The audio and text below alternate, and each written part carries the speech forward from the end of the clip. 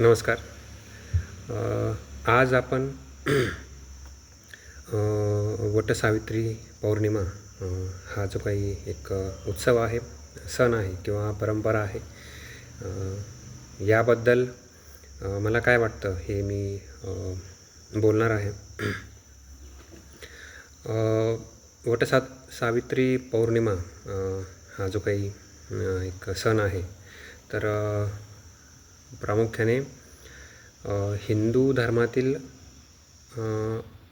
विवाहित आणि सौभाग्यवती ज्या स्त्रिया आहेत, तर त्या हा एक उपवास आहे किंवा व्रत आहे, तर ते करत असतात.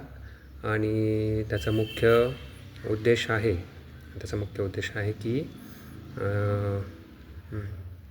पतीला दीर्घायुष्य मिळावे. हा जो काही सण आहे, याच्या पाठीमागचा जो हेतू आहे, तर तो अतिशय उदात्त आहे. मला एकूणच सर्व ज्या स्त्रिया आहेत, या सणाचा उपवास धरणाऱ्या ज्या स्त्रिया आहेत, मला त्यांच्याबद्दल नितांत आदर आहे. त्यांचा जो हेतू आहे किंवा त्यांचं जे प्रेम आहे त्यांच्या काय म्हणूया पतीविषयी, तर त्याबद्दल मुळीच शंका नाही. त्यांचा आदर आहे, त्यांचं जे व्यक्ती स्वातंत्र्य आहे त्याचा पण आदर आहे. पण हा जो काही एक सण आहे, तर याला बरेच शेड्स आहेत, अँगल्स आहेत, आणि ते काय आहेत हे आपण काय म्हणूया वन बाय वन बघूया. एक तर परंपरा किंवा आपण त्याला काय म्हणूया, ही परंपरा किंवा चालीरीती, रूढी, हे जे शब्द आहे किंवा या ज्या गोष्टी आहेत, तर त्यांच्या पाठीमागे काय अर्थ अभिप्रेत असतो की त्या कोणत्या तरी एका विशिष्ट काळात त्या सुरू झालेल्या आहे. त्याच्यामागे काहीतरी एक पौराणिक कथा आहे आणि त्या इतक्या काळापासून चालत आलेल्या आहे, आणि त्यामुळे आपण त्या पुढे तशाच हव्यातपणे चालत न्याव्या आणि त्यांच्याविषयी आपण काही प्रश्न विचारू नये किंवा शंका उपस्थित करू नये, साधारण असा एक काय म्हणूया समज असतो किंवा एक अपेक्षा असते. आता परंपरा ही जी गोष्ट आहे, तर काही चांगल्या परंपरांचा अपवाद वगळता परंपरा हा शब्द मला तरी व्यक्ती स्वातंत्र्य हा जो शब्द आहे, तर त्याच्या अगदी तो विरुद्धार्थी शब्द वाटतो. कारण जेव्हा जेव्हा एखादी गोष्ट आपण करतो आहे, तर त्याला आपल्याला परवानगी मिळत नाही किंवा त्यावर आक्षेप घेतला जातो. त्याला कारण असं दिलं जातं की ही आपली परंपरा नाही किंवा ही आपल्या परंपरेत बसत नाही. म्हणजे ही परंपरा म्हणजे नक्की काय आहे?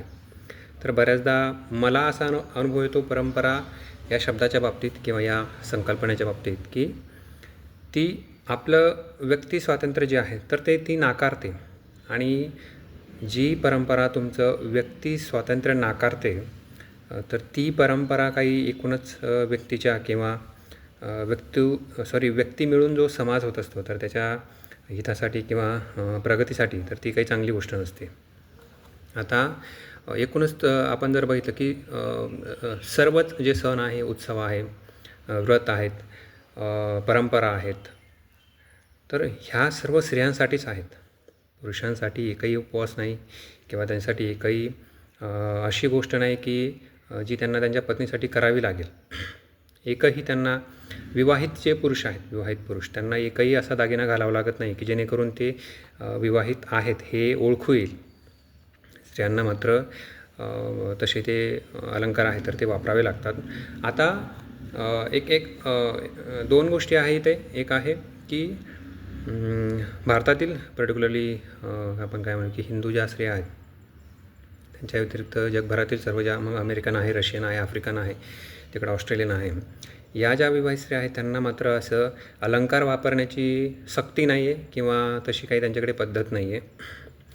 आणि हे जे आजचा हा जो उपवास आहे वटसावित्री पौर्णिमेचा, तर हा काही त्या पकडत नाही.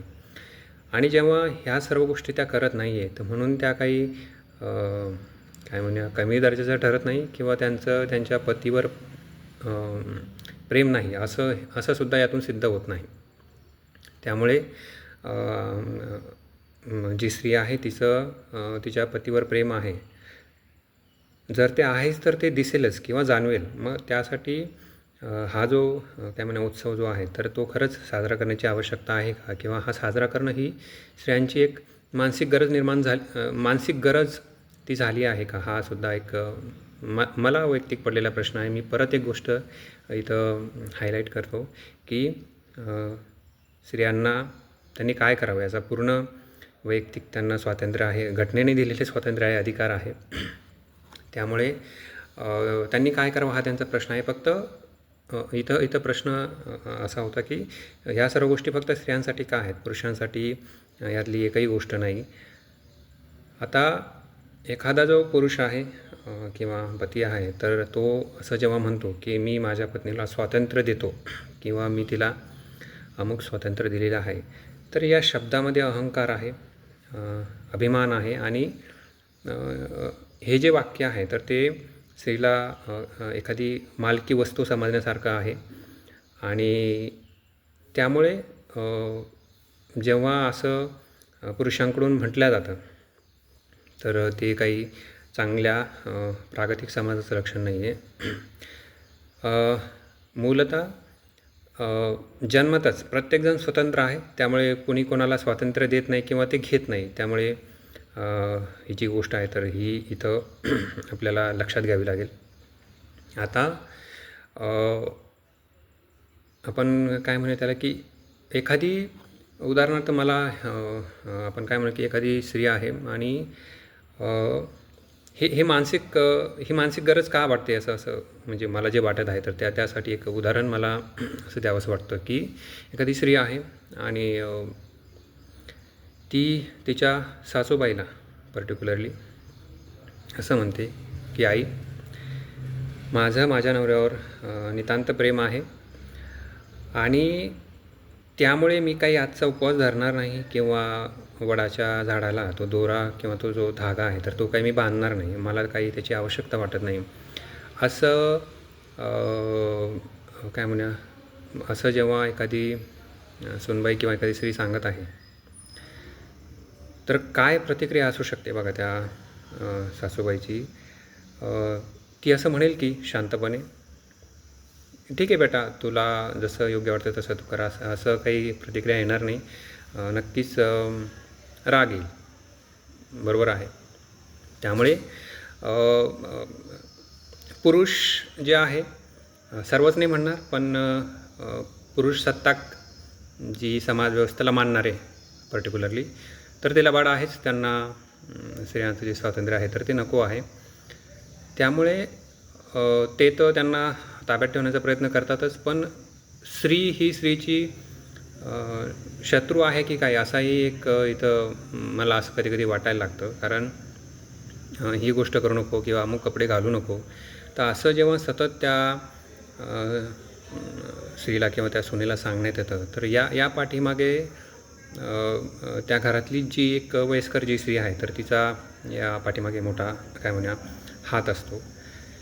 त्यामुळे स्त्रीचं जे व्यक्ती स्वातंत्र्य आहे तर ते स्त्रीलाच मान्य होत नाही बऱ्याचदा. अपवाद असतील पण बऱ्याचदा ते मान्य होत नाही, असं ग्रामीण भागातील तरी माझं वैयक्तिक निरीक्षण आहे. आता हा जो काही उत्सव आहे तर त्याचा दुसरा अँगल आहे की एका पौराणिक कथेवर हे सगळं बेतलेलं आहे.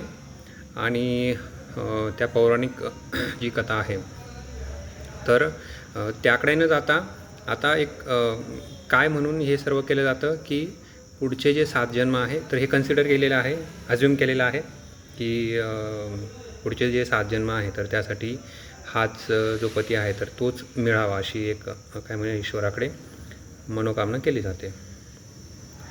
आता पुनर्जन्म ही जी गोष्ट आहे, आता बघा एक काय आपल्याला एक लॉजिक लावता येईल की पुनर्जन्म ही जी गोष्ट आहे तर ती तर्काच्या पातळीवर टिकत नाही. म्हणजे बघा, आपला मागचा जन्म काय होता हे आपल्याला आठवत नाही आणि आपला पुढचा जन्म काय असेल याविषयी काही आपल्याला अंदाज नाही. त्यामुळे आपण असं म्हणूया की मागच्या जन्मात किंवा या जन्मामध्ये आपल्यासोबत एखादी चुकीची घटना झाली, वाईट घटना झाली, आपलं काही नुकसान झालं, तर आपल्याला हे आठवायला हवं की मागच्या जन्मात आपण काय चुकीचं केलं होतं, कुणावर काय अन्याय केला होता, म्हणून आता त्याचं जे फळ आहे तर आपल्याला ह्या जन्मात मिळत आहे.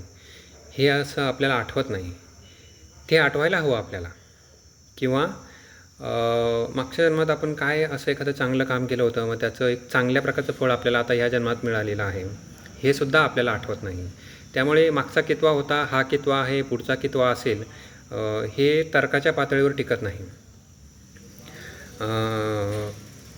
एक सोपं उदाहरण आहे यासाठी की एखादा जो क्रिमिनल असतो, गुन्हेगार असतो, त्याला जेव्हा कोर्टामध्ये त्याला जेव्हा काय म्हणूया, त्याला पनिशमेंट जी आहे, त्याची जी शिक्षा आहे तर ती सांगायची असते. तर त्यावेळेस जज जे आहेत, न्यायाधीश, तर त्याला सांगतात की अमुक गुन्ह्यासाठी तुला ही शिक्षा केली जात आहे. उदाहरणार्थ तू चोरी केली होती म्हणून तुला ही एक 6 महिन्याची शिक्षा तुला केली जात आहे, हे त्याला सांगितलं जातं. हे सेम आपल्या बाबतीत व्हायला हवं की आपण काय चूक केली होती म्हणून मागच्या जन्मात आपण काय चूक केली होती म्हणून या जन्मात आपल्याला त्याची शिक्षा भेटत आहे, हे आपल्याला आठवायला हवं, जेणेकरून या जन्मामध्ये ती चूक आपल्याकडून होणार नाही. हे आठवत नसल्यामुळं त्याच चुका रिपीट होण्याची शक्यता आहे. आणि एकूणच हे असा आपण जेव्हा विचार करतो तर हे तर्काच्या पातळीवर टिकत नाही. आता हे जन्म किती असतील नसतील म्हणजे ते नाहीच असं माझं वैयक्तिक मत आहे. स्त्रियांची जी मनोकामना आहे पुढचे 7 जन्म मिळावे, त्याबद्दल काय म्हणणे मला आदर आहेच.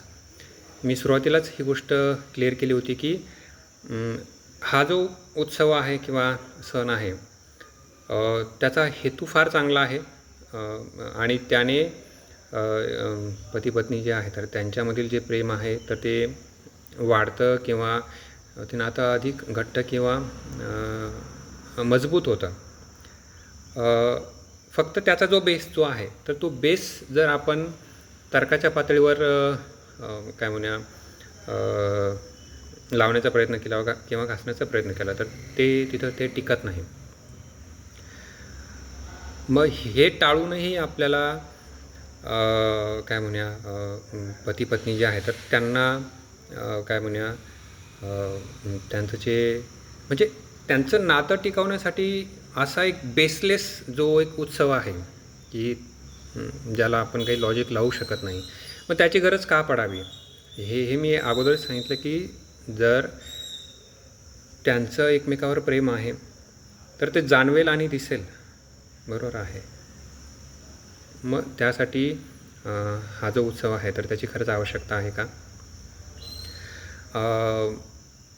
मी परत एक गोष्ट रिपीट करतो की सर्व ज्या काय म्हणूया विवाहित आणि सौभाग्यवती ज्या स्त्रिया आहेत, मला त्यांच्याविषयी नितांत आदर आहे आणि त्यांना हे पूर्ण व्यक्ती स्वातंत्र्य आहे की त्यांनी काय करावं.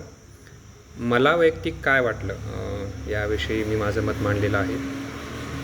कुणाच्या भावना दुखावण्याचा काही हेतू नाही आणि तशा त्या दुखावल्या असल्यास मी नम्रपणे क्षमा मागतो. धन्यवाद.